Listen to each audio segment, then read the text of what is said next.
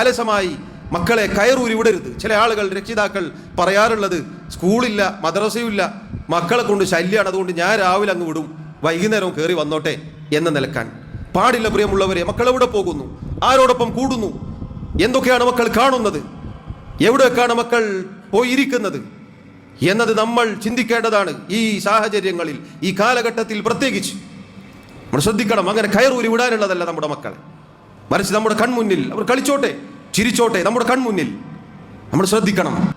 മനുഷ്യരാണ്, മക്കളാണ് അവർ.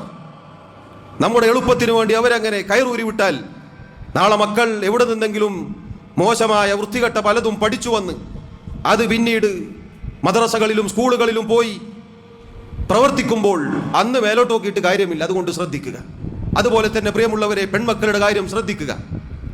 ആൺമക്കളും പെൺമക്കളും, പ്രത്യേകിച്ച് പെൺമക്കളുടെ കാര്യങ്ങൾ നമ്മൾ ശ്രദ്ധിക്കുക. അവധി ദിവസങ്ങൾ മെഹറമില്ലാത്ത അന്യരായ ആളുകളുടെ വീടുകളിൽ പോയി താമസിപ്പിക്കും.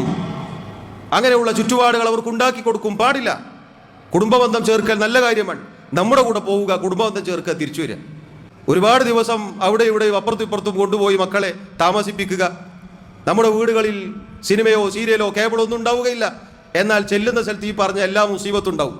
മക്കൾ ഇതൊക്കെ കണ്ട് ശീലമായി തിരിച്ചു വരും.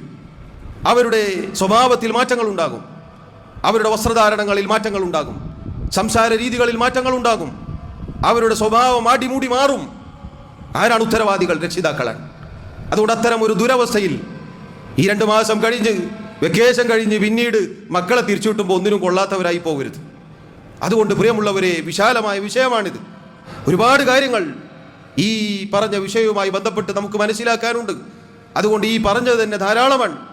അതിൻ്റെ അടിസ്ഥാനത്തിൽ നമ്മൾ ഓരോ കാര്യങ്ങളും ശ്രദ്ധിച്ച് ചിന്തിച്ച് പ്രവർത്തിക്കുക.